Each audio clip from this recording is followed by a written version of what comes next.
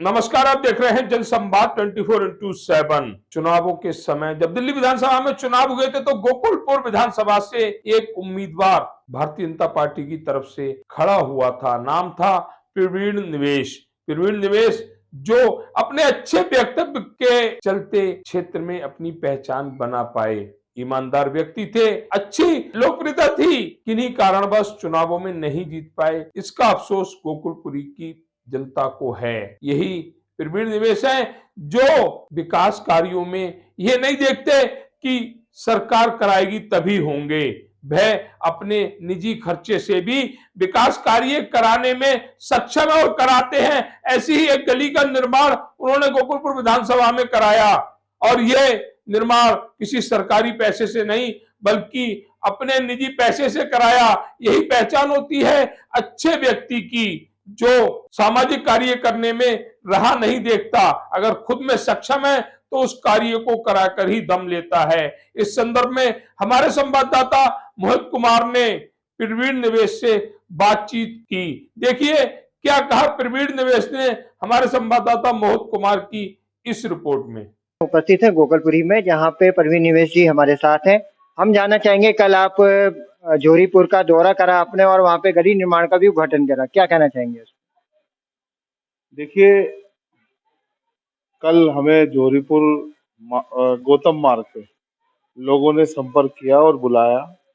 तो वहाँ की जो समस्या थी वो यह थी कि अब से 6 महीने पहले वहाँ पे क्षेत्रीय विधायक सुरेंद्र कुमार ने उस रोड का उद्घाटन किया और उद्घाटन जो किया वो गौतम मार्ग पे जोरीपुर मेन रोड पे पत्थर लगाने का काम किया, जिसके कारण पूरे उस क्षेत्र के लोगों को महसूस हुआ, ऐसा लगा और इन्होंने कहा कि पूरा क्षेत्र का डेवलपमेंट कराया जाएगा।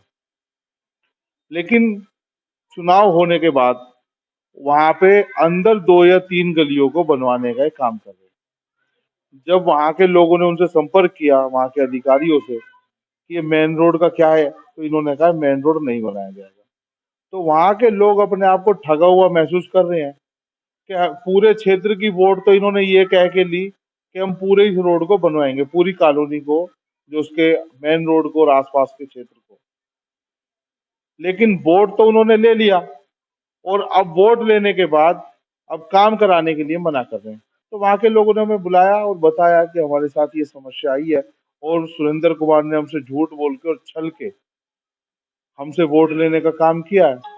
तो वहां के लोगों की समस्या थी जो हम लोगों ने वहां जाके समझा और वहां के अधिकारियों से हमने बात की है। तो कह रहे थे कि ठीक है, हम मौके का मुआयना करेंगे एक बार और नक्शा लेके वो आएंगे, हम इन लोगों को बताएंगे, हम भी उनके साथ चलेंगे वहाँ पे और जो वहाँ पे गली की जो समस्या है उसको बनवाने का प्रयास करेंगे और कोशिश करेंगे वो गली बन जाए। अभी भी कई सारे स्थानीय नागरिकों ने आपको समस्या बताई है कि नालियों का जल भराव है, नालियां नहीं बनी है, रोडें नहीं बनी है, गड्ढे हो रहे हैं। आपने खुद भ्रमण किया, क्या कहना चाहेंगे? देखो, अभी जो 2-3 गलियां जो मैंने गौतम मार्ग पे जो टच में जो बताया, तो ये 2-3 गलियां भी कौन सी है वो भी एक बड़ा ही एक विचित्र है। वहां पे 1400 गज का एक प्लॉट था।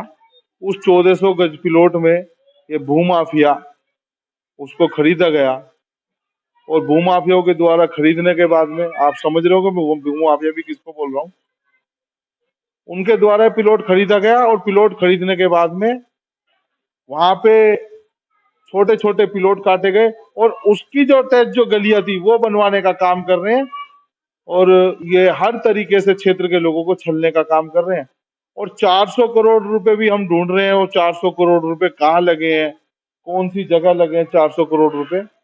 अभी हम आज सबोली के अंदर भी थे, वहां पे भी समस्याओं का अंबार है और हर जगह लोगों को चीट करने का, वहां पे भी इन्होंने 3 गलियां 2 गलियां बनाने का काम कर रहे हैं और बाहर मेन रोड पे पत्थर लगा रखा है और ताकि लोगों को भ्रमित करके कि सारे रोड सारी कॉलोनियां बनाएंगे। तो लोगों ने गुमराह गुमराह करके लोगों को वोट लेने का काम किया है, लोगों को छलने का काम किया है और भ्रष्टाचार में लिप्त है। ये सब चीजें समझ में सबको आ रही है।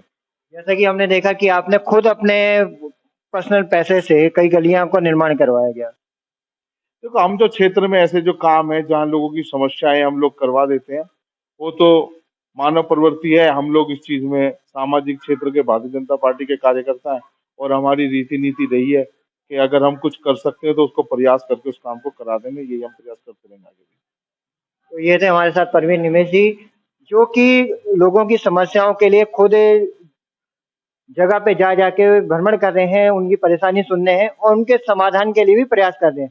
साथ ही इन्होंने कई सारी जो सड़कें थी जो अब तक निर्माण नहीं हुई थी, उनका खुद अपने पर्सनल पैसे से निर्माण कार्य करवाते आ रहे हैं। तो ऐसे लोगों को भी ध्यान देना चाहिए कि हमारे जो जनप्रतिनिधि हैं, ऐसे प्रतिनिधि होने चाहिए जो समाज सेवा के लिए आगे। अगर जनसंवाद की खबर आपको लगती है अच्छी और सच्ची तो हमारे चैनल को लाइक और सब्सक्राइब करें, बेल आइकन बटन को प्रेस करना ना भूलें, जिससे कि हमारे और आपके बीच की दूरी कम हो, हम हमेशा आपके साथ अपडेट रहें।